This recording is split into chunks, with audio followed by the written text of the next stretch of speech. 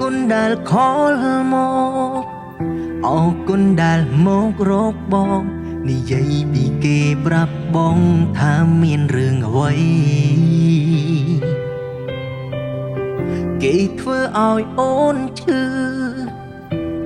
ចាប់ស្ទើររៀងរាល់ថ្ងៃឲ្យបងជួយគិតរឿងថ្លៃគួរធ្វើបែបណា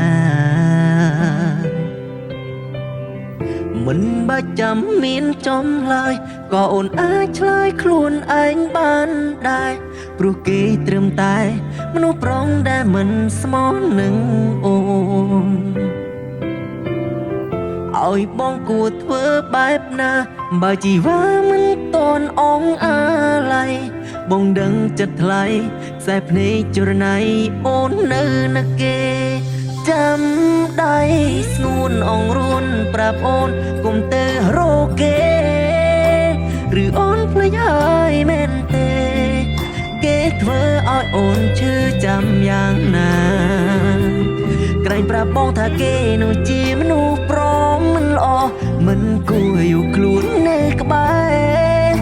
តែពេលនេះអូនកេងកែទៅរកគេនោះវិញបានមិនបាច់ប្រាប់ថានឹងបងនឹកតែអូននៅស្នេហ៍គេរឿងដែលមាសមេប្រាប់បងនោះជារឿងអ្វីទៅបងមិនយល់បុននឹងមិនដឹងខ្លួនឬ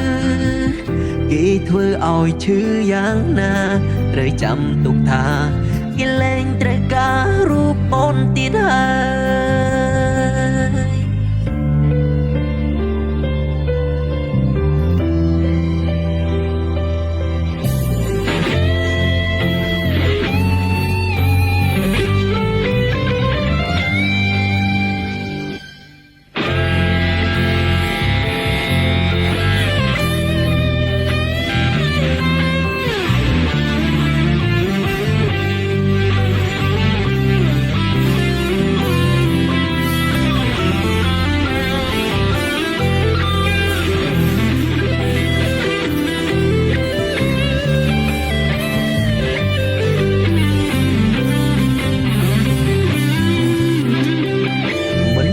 ចាំមានចំឡើយក៏អូនអាចឆ្លើយខ្លួនឯងបានដែរព្រោះគេត្រឹមតែ